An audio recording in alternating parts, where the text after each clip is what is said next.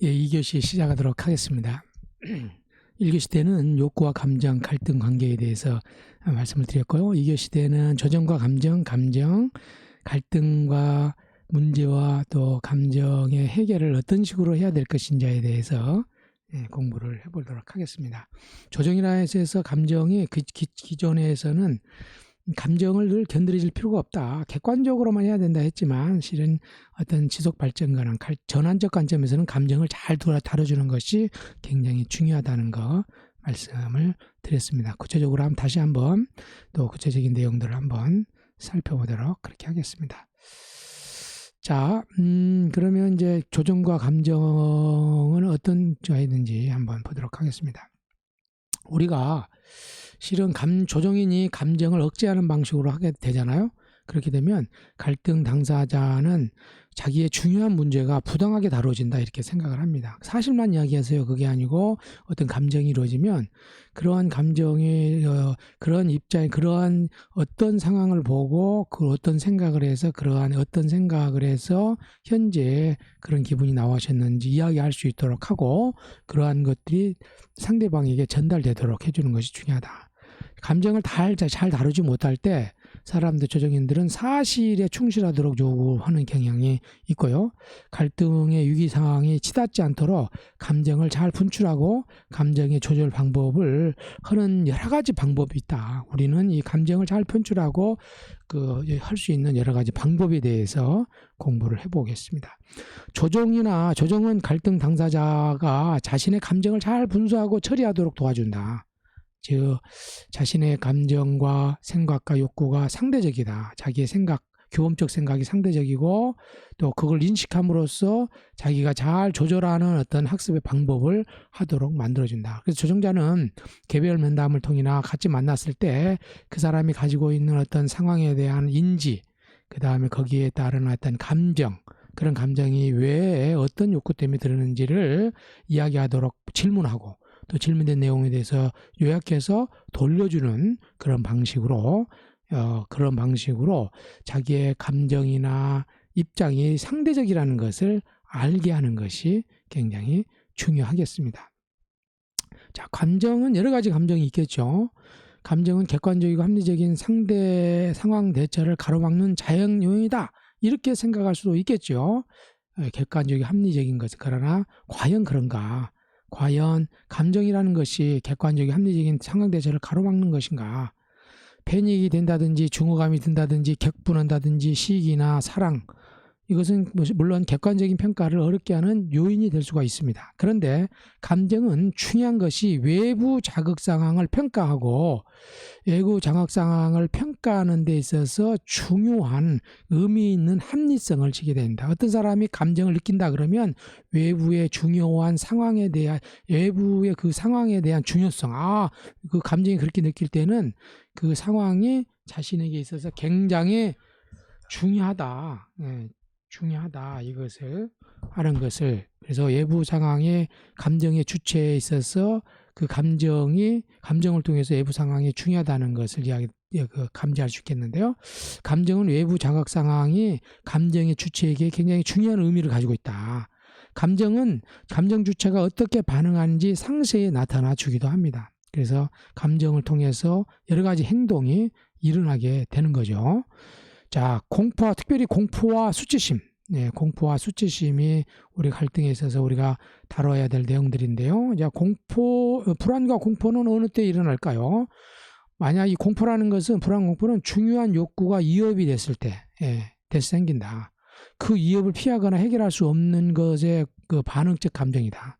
어떤 내 욕구를 굉장히 위협을 당했는데 그것에 대해서 피하거나 내지는 해결할 수 없다고 느꼈을 때 불안과 공포가 일어나는데요. 불안은 막연하고 모호한 이온 반응, 공포는 구체적이고 임박한 강력한 이온 반응이다. 불안이라는 것은 막연한 데 비해서 공포는 아주 구체적이면서 임박한 어떤 강력한 이온 반응이다. 인간은 자신이 아니라 여인이나 소속 집단이나 자국민 등이 위협받는 경우에도 공포를 느껴요. 그러니까 지난번에 미국에서 흑인이 경찰에 목률려 죽었잖아요. 지금 비슷한 어떤 처지에 있는 사람들이 여러 가지 이렇게 됐을 때 본인도 똑같이 어떤 불안이라든지 공포를 느끼게 된다는 거죠. 그 인간이라는 게 어떤 그 집단적인 활동을 하다 보니까 공포는 위험으로부터 벗어나거나 회피, 반대로 위험 요소를 제어를 통해서 자신을 방해하는, 공포감이 느껴지면은 도망가든지 아니면은 공포를 준 대상을 제거함으로써도 공포를 해결할. 그러니까 공포감을 느끼게 되면은 그 쥐가 너무 공포감을 느끼면은 쥐를 잡더라도 나갈 구멍을 줘야 된다고 그랬잖아요. 극도의 공포감이 들면 상대를 공격하게 된다는 거죠. 이러한 측면이 있다는 거. 또 우리가 이제 수치심 같은 경우도 굉장히 동부 이게 조정에 있어서 중요한데요. 자신의 양점이라든지 잘못, 무가치함, 무가치함이 타인이나 중요한 사람에게 탈로 나서 위신이 잃게 되고 자신이 멸시나 경멸하게 된다든지 조소의 대상으로 느껴지는 상태가 바로 뭐냐? 수치라는 거죠. 자기의 잘못이 아는 사람들에게 알려져서 위신이 깎이게 될 때 수치. 그 수치는 쥐구멍이라도 찾고 싶다.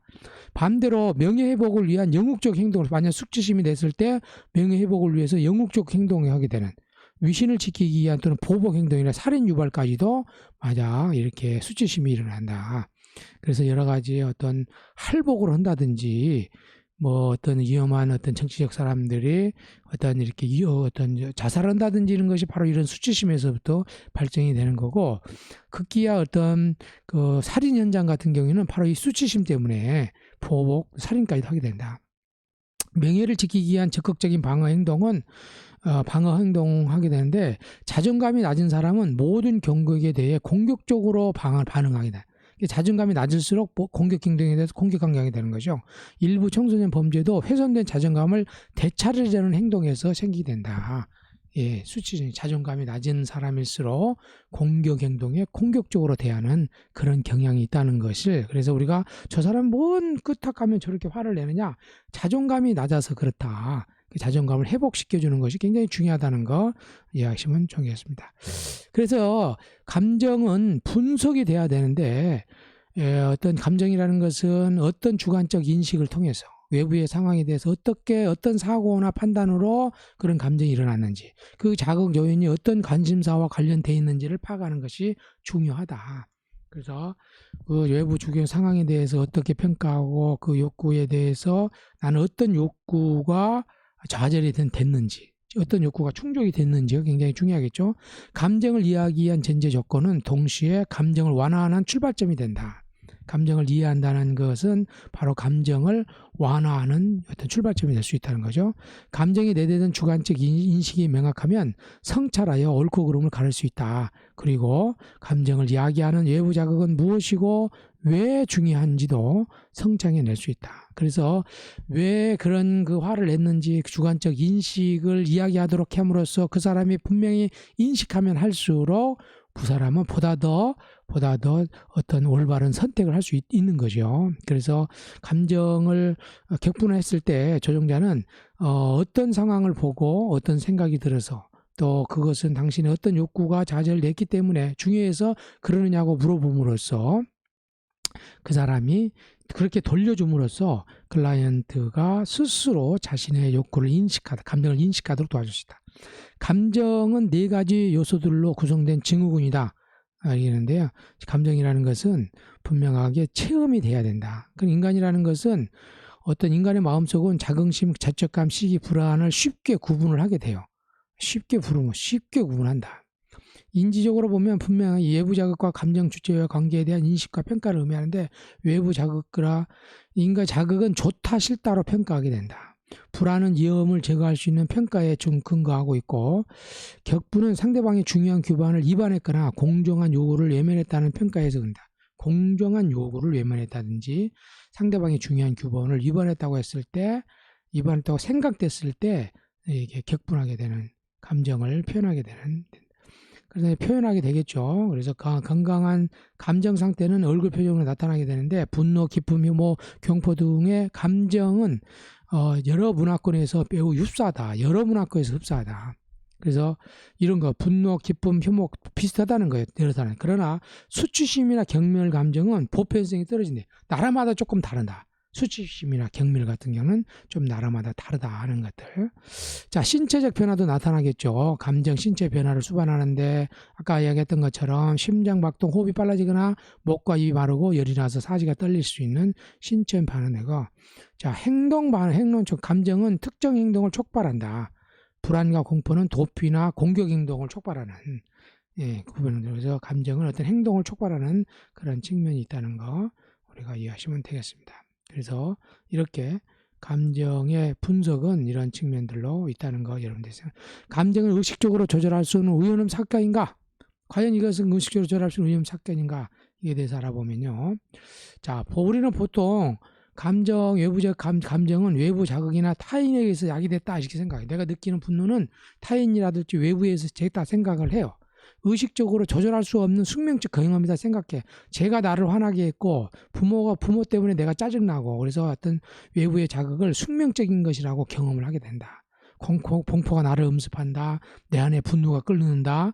질투심이 가슴이 파고든다 등의 표현에서도 확인한 것처럼 그러나 사실 인간은 감정 형성의 전제 조건이나 본인이 기여한 바를 강구하는 경우이다. 실은 감정이라는 것은 내부에 있는 자신의 욕구라든지 해석에 의해서 생길 수도 있거든요. 그런데 불구하고 자신의 감정, 자기가 자기 자신의 감정에 책임이 있다는 것에 대해서는 간구하는 경향이 있다. 그래서 비폭력 대화에서는 감정을, 책임을 타인한테 주지 않고 자기한테 돌려야 된다. 감정이라는 것은 자기의 욕구로부터 생긴다. 이렇게 분명하게 이야기를 하고 있거든요. 인간은 자기 감정에 대해서는 자신의 욕구, 성격, 편견, 신념 등 내적 요인으로 하지 않는다.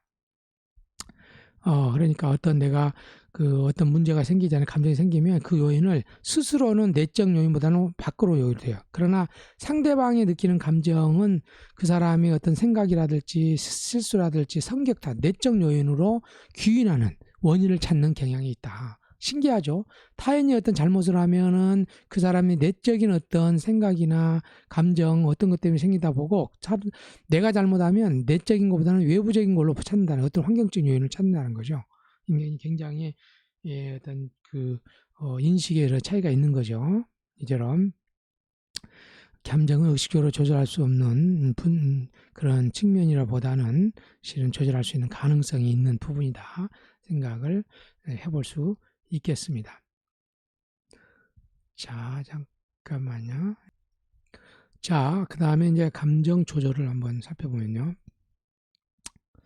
자, 감정을 조절하고 처리하려면 본인의 내적 요인을 이해하는 것이 무엇보다 중요하다. 분쟁이 있는 사람이 내적 요인을 이해하는 방법은 무엇일까요? 질문입니다. 당신이 어떤 지금 기분이 어떠시고 그것을 어떤 상황을 목격했을 때 어떤 생각이 들었으며 그 상황에서 당신이 원하는 것은 무엇이었습니까? 회복적 서클에서도 어떤 상황이 있었을 때 그 상황에서 당신이 진실로 원하는 것이 무엇입니까? 이런 거 물어보거든요. 그래서 욕구라든지 그 사람이 어떻게 환경을 해석하는지가 굉장히 조절해서 굉장히 중요한 측면이 있다. 치명적 사고로 인해 심각한 피해, 사고로 인한 하반신 불구나 질병, 이러한 실직 등을 입고 격분이라든지 죄책감, 질투, 공포, 수치, 좌절 등의 강한 감정을 보이는 사람들도 있겠죠. 감정 조절의 가능성을 보여주는 증거가 있다. 이런 사람들이.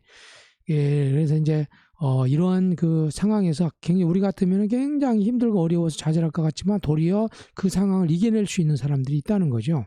그래서 이런 상황에도 불구하고 자신의 관심사를 새롭게 평가한다든지 새로운 삶의 목표를 세운다든지 그 고통의 원인과 책임을 따져보고 남아있는 자신의 자원과 장점을 찾아서 그 힘든 감정을 조절할 수 있는 방안을 모색하는 것이 바로 이 조정에 있어서 굉장히 중요한 측면이 될 수 있겠습니다. 그래서 감정이 자극이 되면 심한 감정을 반복하게 겪는 사람은 자신의 주관적 입장과 그 중요성이 꼼꼼히 따져보고 다시 감정을 부추기게 되는, 그 감정은 자생력을 가지게 돼서 그 감정을 부추기는 사람과 교류를 통해 계속하게 된다. 그러나 그 감정을 줄이는 성찰이나 상대화를 통해서 감정을 줄일 수 있는 여지가 있다 하는 측면들을 보시게 되겠습니다. 다음에 이제 감정을 성찰하는 측면을 한번 알아보도록 하겠습니다. 자, 감정을 어떻게 성찰할 수 있을까요? 자, 감정은 조정은 전문 조정인의 지도에 따라 가장 힘든 감정을 설정할 수 있는 기회고, 비록 외부 자극에 대한 적절한 평가에 대한 감정일지라도 성찰을 통해 그 강도를 조절하고 고통을 줄여둔다. 잘 이야기 들어보고 그의 입장에서 생각과 감정을 잘 전달해 줄 때 우리는 효과적으로 감정을 제어할 수 있겠습니다. 자, 그 다음에 한번 이렇게 감정에 대한 부분들을 한번 더 맞춰보고요. 자, 갈등 문제, 갈등의 감정에 대해서 알아보도록 하겠습니다.